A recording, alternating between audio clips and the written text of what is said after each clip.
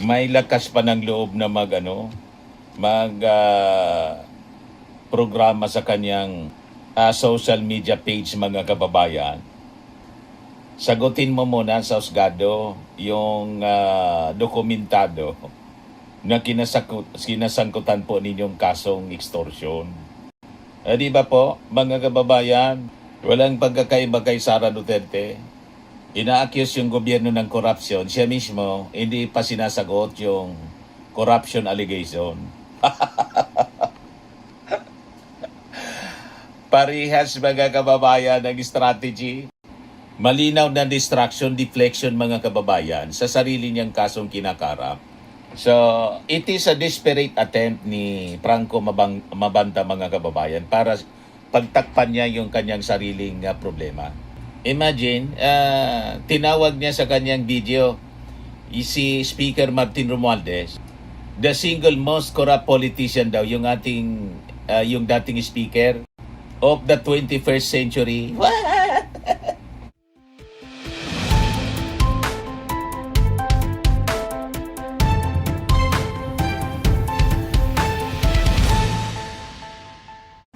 Hello po, mga kababayan, si Dante Maravillan. Pinapakalat na naman po ng mga DDS yung video ng PGMN founder na si Franco Mabanta. Diyan yun, Mr. Maravillas, pinanood mo. Ba't ko panonoorin yun? Malinaw na defense mechanism ang ginagawa ni Franco Mabanta para pagtakpan yung kanyang kasong extortion na final laban sa kanya, mga kababayan, ng kampo ni Martin Romualdez, yung pagtangka niyang mag-extort, mangikil ng 350 million. Malinaw po. Ngayon, gumawa ng luma pala yun. Luma yung mga akusasyon ng bagong video para gamitin sa propaganda laban kay Martin Romualdez. Binabaliktad mo lahat ang kwento. Kaya hindi ko na pinanood kasi alam na natin kung ano yung agenda, mga kababayan. Typical na strategy tulad ng kanyang mga kaalyado. Binabaliktad yung mga kwento para pagtakpan yung sariling kasong kinakarap.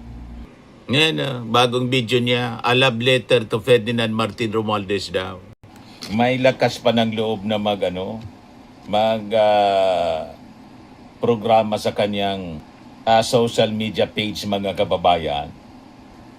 Sagutin mo muna sa husgado yung dokumentado na kinasangkutan po ninyong kasong extortion.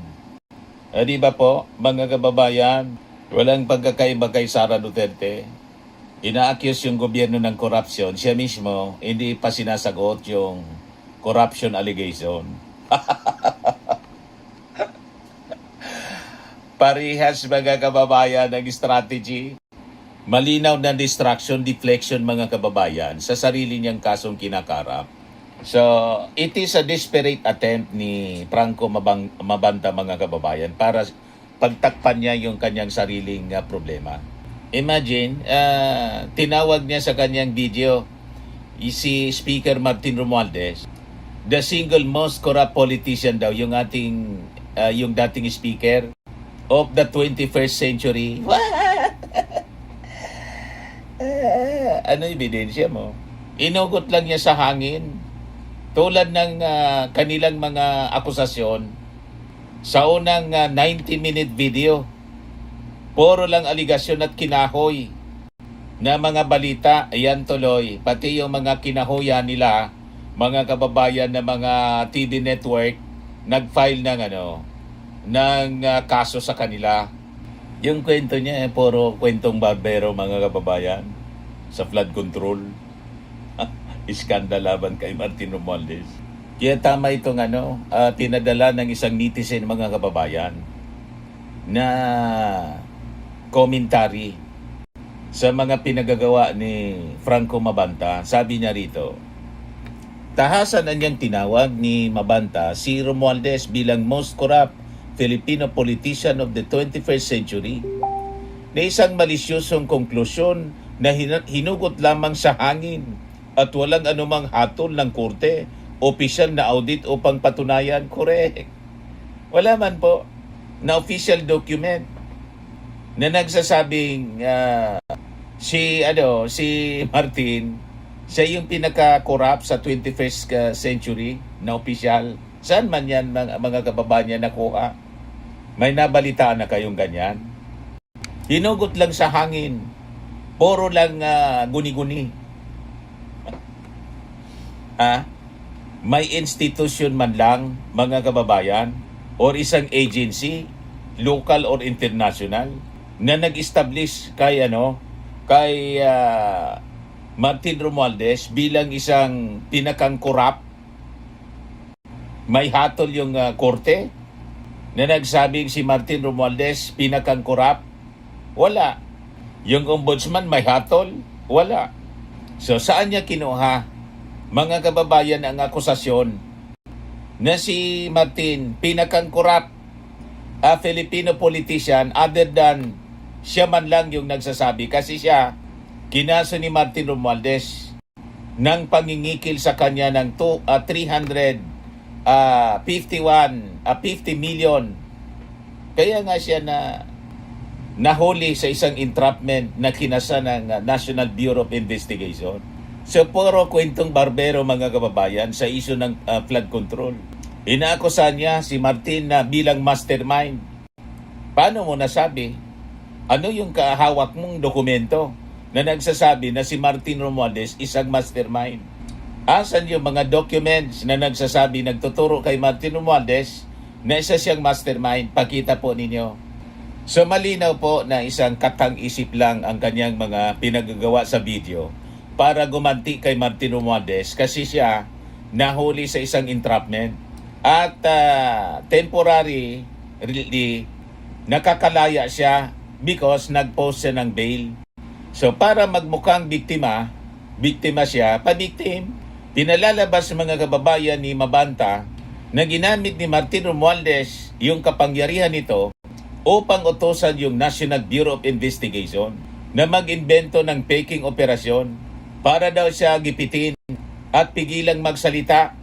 Sino bang pumipigil sa iyo magsalita? Magsalita ka lang ng magsalita. And in fact, di ba nirelease mo yung video? So ang ibig sabihin, yung 90-minute video mo, hindi man pinigilan. Di ba nirelease mo na, panood namin? At ngayon, nagsasalita ka uli, gumawa ka ng video, may pumigil ba sa'yo? Wala. Magsalita ka lang, magsalita.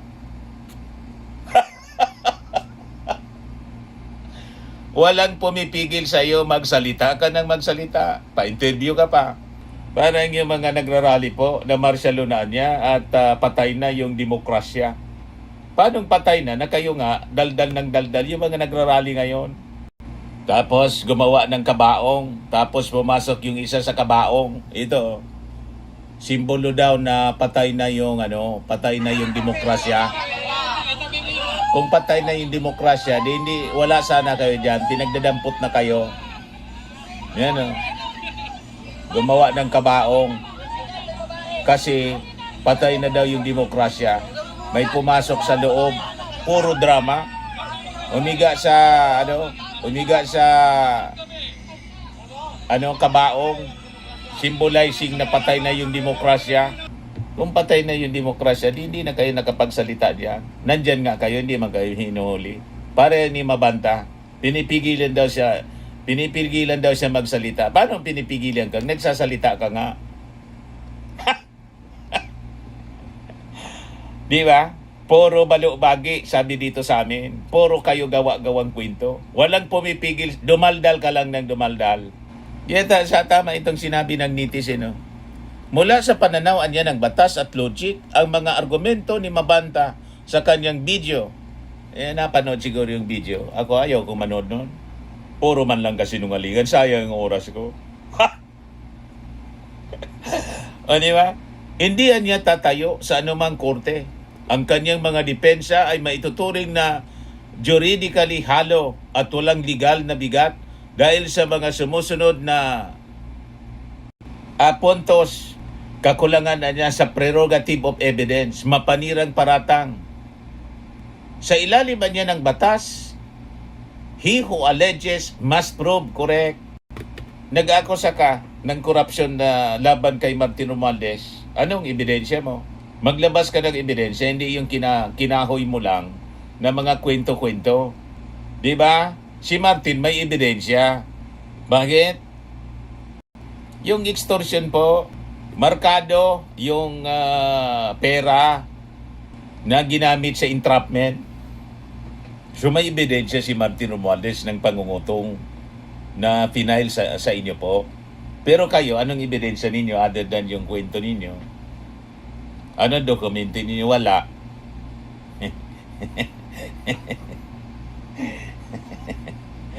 Puro aligasyon lang. So ang video niya ni Mabanta ay purong mga ad hominem at circumstantial na propaganda lamang. Ang kawalan ng admissible evidence ay nagpapatunay na ang mga ataking ito ay hindi lehitimong pamamahayag kundi elemento ng blackmail o libelous defamation na ginawa upang magsilbing panakot para sa kanyang pangingikil. Malamang mafailan pa ng other yung extortion. Ang susunod na kaso niya, cyber libel.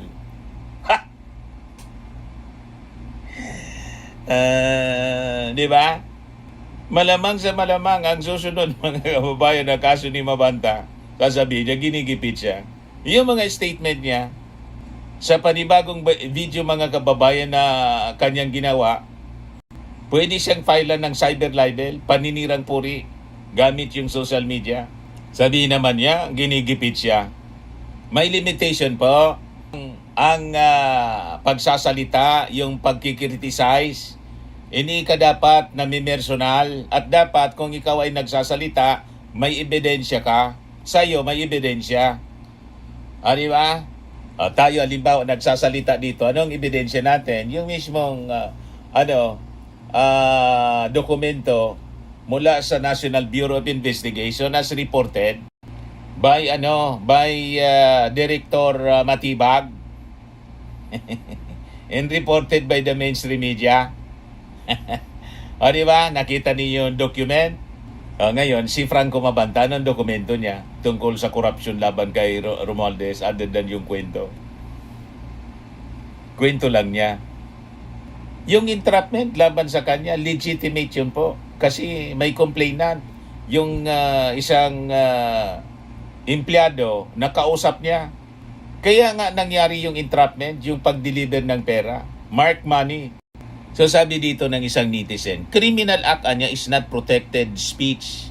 Ang pagtatago sa likod ng press freedom ay isang tahasang pambabastos sa tunay na pamamahayag. Nilinaw ng Department of Justice na ang kalayaan sa pamamahayag ay may limitasyon at hindi kailanman magiging lisensya upang gumawa ng krimen, correct? Ang pangingikilan niya ng daang-daang milyong piso ay isang felony sa ilalim ng Revised Penal Code. At ang paggagamit ng digital network upang maisakatuparan ito ay isang krimen na walang proteksyon sa ilalim ng saligang batas, correct? Ang katotohanan sa kanyang extortion case, ang mga resibo ng kanyang pagkakriminal. Dokumentado po ng National Bureau of Investigation. Nakita po ninyo. Recorded po yung entrapment operation. Yon ang hindi paninira, mga kababayan. So sabi dito, hindi mabubura ng kahit anong bagong video ang mga opisyal na tala ng batas kung bakit maghihimas ng rehas at kasalukuyang nakapagpiyansa lamang si Franco Mabanta. Ang dambuhalang pangingikil ng 350 milyong piso. Ang kapalit ng perang ito, ang hindi niya daw pagpapalabas ng kanyang mapanirang video expose. Ito ay malinaw na textbook definition ng blackmail, robbery, extortion. Yun ang kaso niya po. Kaya malinaw mga kababayan, itong panibagong video na kanyang prinudos para pagtakpan yung kanyang kaso na kinakaharap. Nakalabas lang po siya kasi nagpiyansa siya ng 120,000 So sabi dito, kahit anong kapal, sabi ng sumulat nitong commentary, isang netizen po, kahit anong kapalan niya ng mukha ang ipakita ni Franco Mabanta sa kanyang mga bagong video, hindi kayang takpan ng kanyang maingay na propaganda. Ang maletang may 75 milyong mark money, ang selyo ng NBI entrapment at ang katotohanang siya ay isang suspect sa extortion case na nag-anyong mamamahayag. Correct. Huwag tayong pabobodol mga kababayan sa mga so-called journalist na ginagamit yung pagiging journalist ko actually mismong yung mga UP professors sa journalism and the mainstream media, hindi po kinikilala itong si Mabanta as isang taga-media journalist. Ang tingin sa kanya, isang political operator, political propagandist, political mercenary. Yan ang tingin sa kanya mga kababayan. Ginagamit yung social media para sa, yun na nga po yung kaso niya, extortion. Yan editorial ng Inquirer. Inquirer ito, Philippine Daily Inquirer. May 11, 2026. A propagandist, not a journalist. Ito yung report ng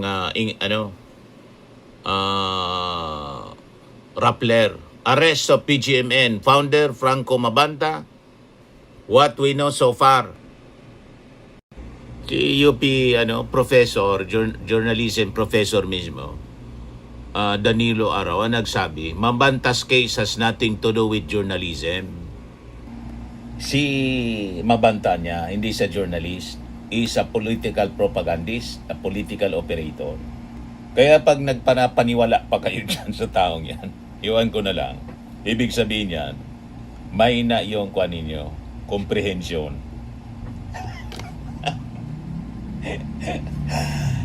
Di ba, mga kababayan?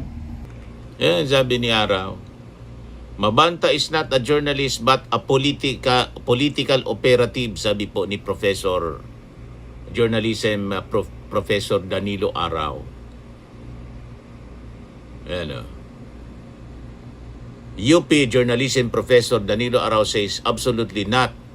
Araw calls Mabanta a political operative, not a practitioner of the craft. Hindi siya media man. Mercenary po siya, mga kababayan. Kaya pag nagpaniwala pa kayo sa mga sinasabi niya against Martin Romualdez, may nagnilalang kayo. Pinagtatakpan niya yung sarili niya kinasadlakan na problema, yung extortion case na final sa kanya, mga kababayan. Ini-extort niya si Martin Romualdez ng 350,000 at million. At yun, mga kababayan, nahuli siya sa isang entrapment operation ng NBI. Yon lang yon.